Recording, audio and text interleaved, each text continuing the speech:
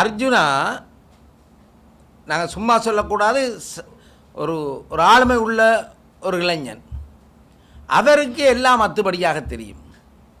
அவருக்கு தெரியும் இது என்ன, ஒரு டிராஃபிக் போலீஸ் ஒரு துண்டு தான் தரும், அதுக்கு தான் பே பண்ணி போட்டு போவேன்.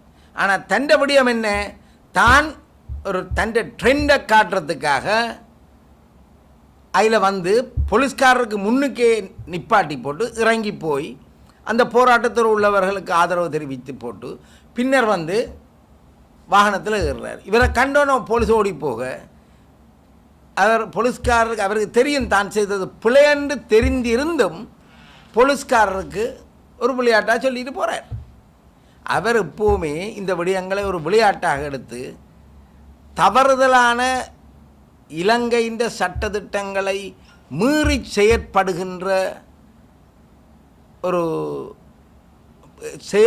ஒரு நபராக தொடர்ச்சியாக காணப்படுகின்றார்.